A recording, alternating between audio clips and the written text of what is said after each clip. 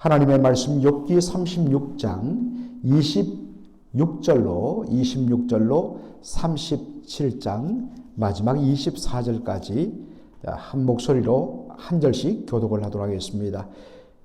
26절 먼저 읽습니다. 하나님은 높으시니 우리가 그를 알 수 없고 그의 햇수를 헤아릴 수 없느니라.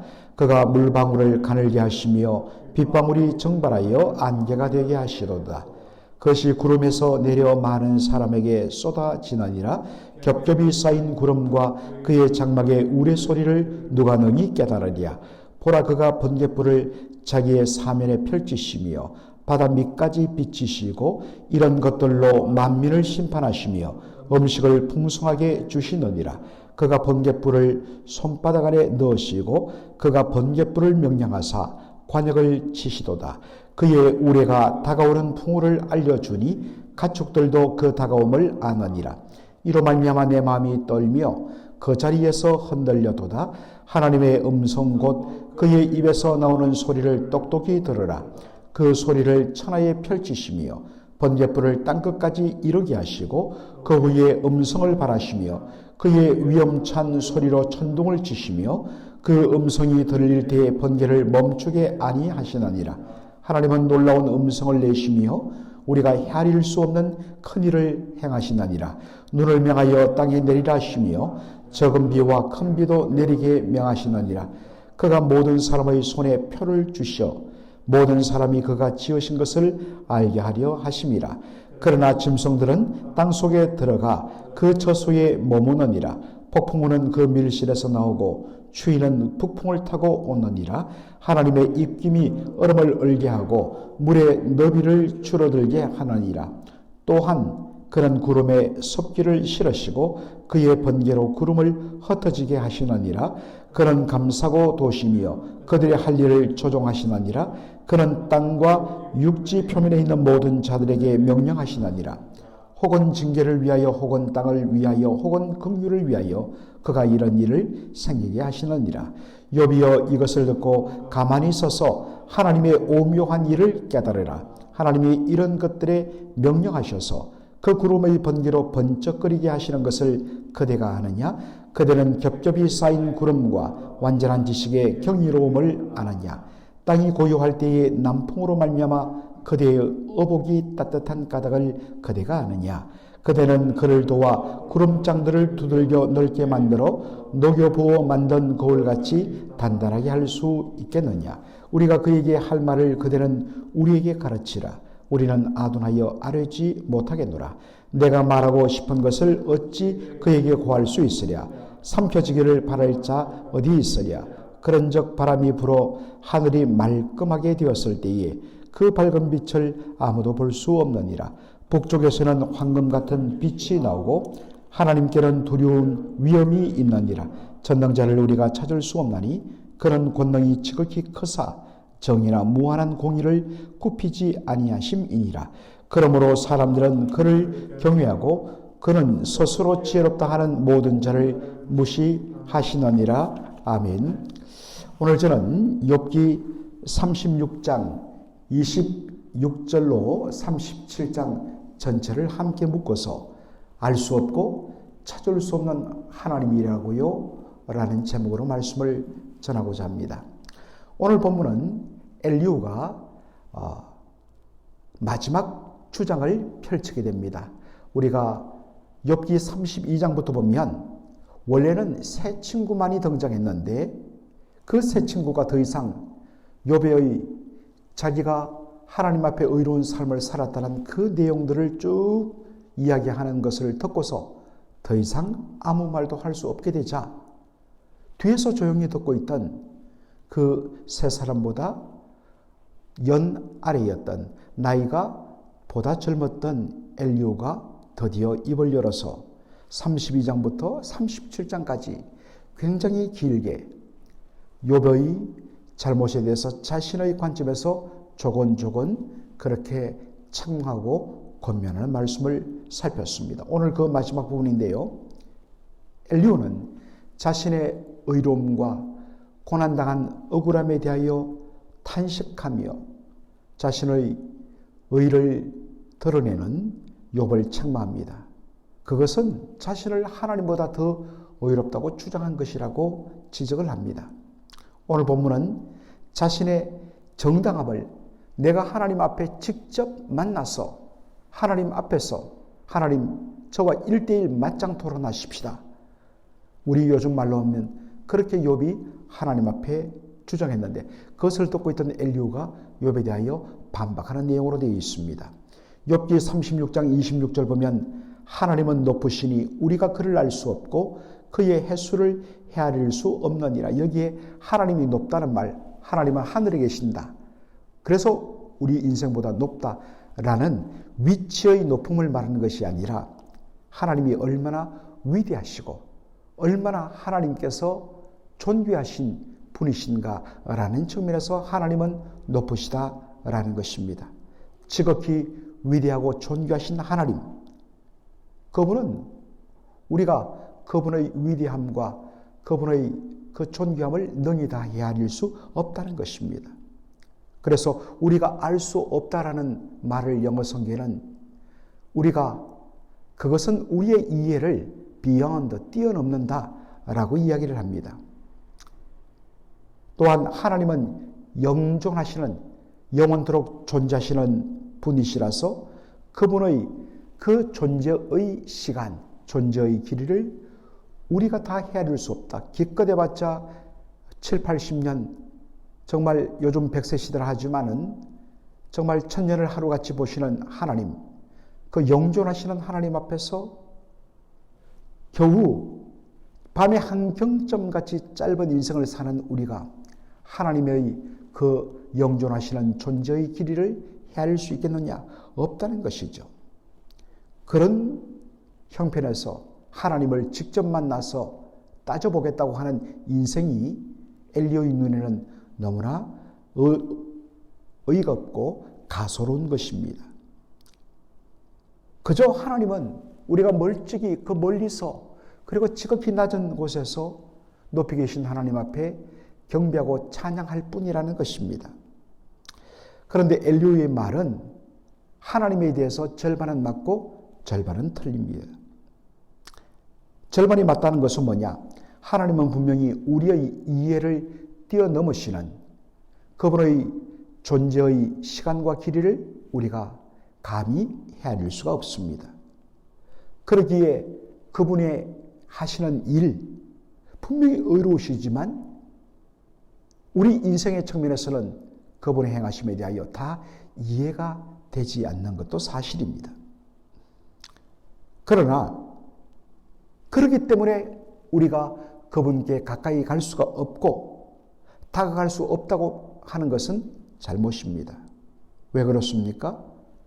하나님은 오히려 우리에게 다가오시고 하나님은 오히려 친절하게 자신을 열어서 당신의 뜻을 우리에게 드러내시고 보여주시는 계시의 하나님이기 때문입니다. 이 계시란 말은 열개자, 보일실자, 하나님께서 자신을 열어 자신의 뜻을 우리에게 드러내 보이시는 것, 이게 바로 계시인 것입니다. 세상의 종교는 인간의 열심과 노력으로 자신이 신에게 다가가고 자신의 덕도로 신의 뜻을 깨닫는다고 가르칩니다.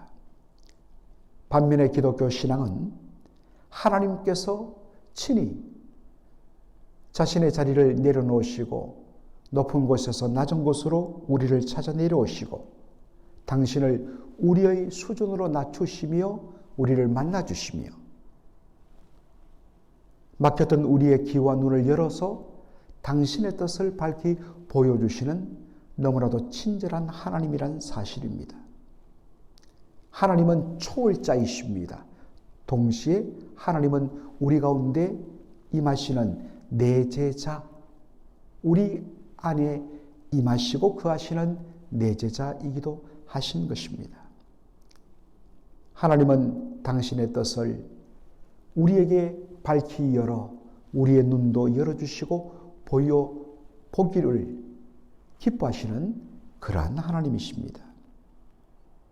하나님을 바라볼 때 우리의 신앙이 성장하게 됩니다. 반드시 이 사실이 우리에게 중요한 것입니다. 엘리후는 자연의 현상을 통제하시는 하나님을 이렇게 일일이 설명합니다. 왜 그러느냐? 일어나는 자연현상, 어떻게 바로 물이 증발하여서 그것이 하늘에 있다가 그것이 안개처럼 내려 빗방울이 되고 그것이 어떻게 구름을 형성하는가, 어떻게 바람이 부는가, 이러한 자연 현상을 통하여서 하나님은 우리가 감히 분석할 수 없고 이해할 수 없는 방법으로 일하시는 그런 위대하신 분이라고 말합니다. 엘리후가 이렇게 말하는 의도는 욥의 고난도 하나님께서 허락하시는 섭리의 손길의 한 부분이란 것입니다. 맞습니다. 다 이해 안 되지만 분명히 하나님의 섭리 아래 들어 있습니다. 그런데 그 다음이 문제입니다. 욥은 왜 그런가에 대하여 정말 잠못 이루는 밤을 가지면서도 그것을 알기 위하여 몸부림치고 고통합니다. 그런데 엘리후는 더 이상 의문을 제기하거나 이 일을 표하지 말라고 입을 다물고 잠잠하라고 말합니다. 여러분, 하나님께서는 광야에서 거듭된 이스라엘 백성들의 원망과 불평에 대하여 심판하셨습니다. 그런데 여기서 주의할 것은, 그러면 성경이 주시는 교훈은 어떠한 일에도 일절 입 다물고 원망 불평하지 말고 그저 모든 것에 대하여 이해 안 되는데도 그저 감사하라는 것이냐? 그렇지 않습니다, 여러분. 성경 읽어보십시오. 하나님의 사람들이 답답할 때 얼마나 하나님 앞에 자신의 원통한 심정을 비추면서 하나님 왜 이렇게 하십니까? 하나님 언제까지 이렇게 할 것입니까? How long? 하면서 하나님 앞에 들이받는 그런 장면들 많이 나와요. 그런데 하나님 그 사람들 죽이지 않으시거든요. 하나님은 너희들 입 다물고 그냥 무조건 감사만 해. 우리를 그렇게 비인격적이고 기계적으로 다루시는 분이 아니십니다. 하나님은 철두철미하게 우리를 인격적으로 대하시는 분이십니다. 하나님의 백성 이해 안 되고 답답할 때 얼마든지 불평할 수 있습니다.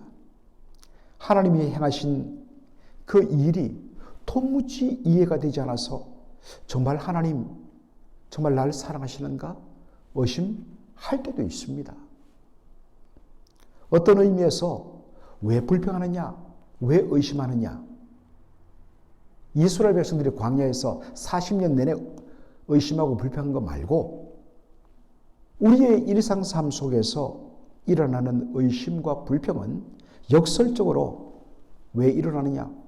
하나님이 살아계시다는 믿음 때문에 일어납니다. 하나님 살아계신데, 하나님 사랑의 하나님이신 분명한데 왜 하나님 내 삶 속에 이런 고통이 일어날까? 하나님 제발 좀 알려주세요. 하나님 정말 사랑의 하나님 맞습니까? 왜 의심합니까? 역설적이어도 신자의 의심은 하나님에 대한 믿음의 근거이어서 일어난다는 사실입니다.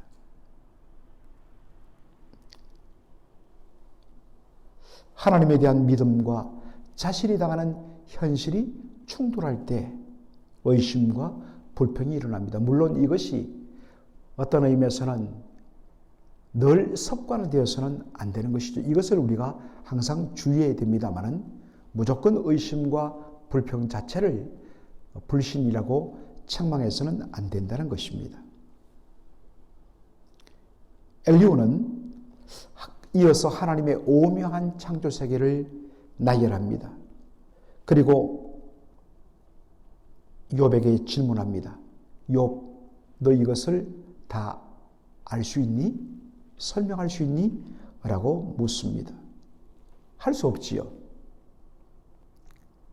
이렇게 과학 문명이 발달하고 모든 것을 컴퓨터로 다 분석하는, 그래서 이제 웬만한 것은 과거에 비해서 다 알 수 있는 시대가 되었습니다만 그래도 여전히 풀 수 없고 해결할 수 없는 그러한 문제들이 아직도 얼마나 많은지 모릅니다. 다 모릅니다. 그런데 문제는 이 엘리후의 논리입니다. 다 모르지. 그러니까 입 좀 다물라고. 더 이상 하나님 앞에 따지지 말어. 잠잠해. 이렇게 말하면서 그의 말을 마칩니다. 욥기 37장 23절로 24절이 바로 그 말씀입니다. 전능자를 우리가 찾을 수 없나니 그는 권능이 지극히 크사 정의나 무한한 공의를 굽히지 아니하심이니라. 그러므로 사람들은 그를 경외하고 그는 스스로 지혜롭다 하는 모든 자를 무시하시느니라. 전능하신 하나님을 우리가 찾을 수 없고 또한 그분의 공의로우심은 절대 불변하다. 그러니까 더 이상 하나님 앞에 당신이 의롭다고 주장하기를 중단해야 한다. 하나님을 경외하고 그분 앞에 당신의 무지함을 겸허하게 인정해야 한다라는 것입니다. 하나님을 경외하는 것이 지혜의 근본이라 잠언이 말하고 있죠. 그러나 분명히 그것이 맞음에도 불구하고 자신이 이해되지 않는 것에 대하여서 고민하고 묻고 질문하는 것, 여러분 틀리지 않습니다. 잘못된 일이 아닙니다. 왜 그렇지요? 왜 이런 일이 일어났지요? 거기로부터 하나님 앞에 몸부림치고 깊이 말씀을 묵상하고 주의 뜻을 구하는 기도를 하고 이런 과정을 통하여 정말 믿음이 확 자라고 하나님을 더 가까이 하고 신뢰하는, 그래서 그것이 축복이 된다는 것입니다. 그렇게 하나님을 깨닫게 될 때에, 그렇게 하나님을 신뢰하게 될 때 하나님을 더 경외하게 되고 하나님의 영광을 위하여 더 살아가게 되고, 그렇게 하나님을 만난 사람은 절대로 자신을 드러내지 않습니다. 오직 하나님 한 번만 드러내게 되는 것입니다. 그러므로 엘리후처럼 반쪽짜리 주장과 신학으로 그렇게 나가면 하나님께서 고난을 통하여 그리고 우리의 몸부림을 통하여 얻게 하시는 그 풍성한 것을 너무나 삭감시키고 제대로 누리지 못하게 한다는 사실입니다. 이 사실을 기억하시고 여러분 깊이 고민하십시오. 그것 때문에 더 말씀 구절들 붙들고 그 구절들을 묵상하며 주님 뜻을 알게 해달라고 매달리십시오. 거기에 믿음의 성장이 있고 성숙이 있고 더 하나님을 경외함이 생긴다는 것입니다. 기도하겠습니다. 살아계신 우리 아버지 하나님, 은혜와 사랑을 감사드립니다. 오늘 욥기 36장 26절부터 37장 전체를 이 짧은 시간에 살피면서 엘리후가 나름 자신의 관점에서 욥을 위하여 그렇게 최선을 다하여 설명하고 주장하고 책명한 내용들을 다루었습니다.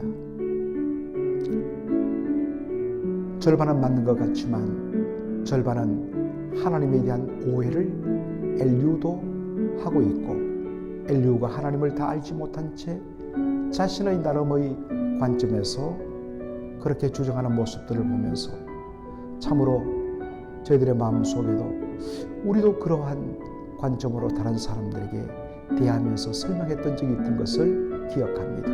하나님, 우리 하나님은 우리가 당면한 문제에 대하여서 고민하게 하시고 정말 불면의 밤을 보내게 하시고 말씀과 기도로 몸부림치게 하시고 그런 가운데 찾아오셔서 우리를 품으시며 지치고 낙심한 우리를 향하여 어루만지시며 다시 일어서게 하시는 사랑의 하나님이심을 저희들이 발견하게 됩니다. 하나님 우리 아버지, 오늘도 그러한 과정을 통하여서 진정 하나님을 더 경외하는 지혜를 얻게 하여 주시고 그리고 온전히 그 하나님 앞에서 우리가 얼마나 연약하며 얼마나 하나님의 은혜를 의지해야 될 인생인가 깨닫는 저희들 되게 인도하여 주시옵소서. 예수님의 이름으로 기도하옵나이다. 아멘.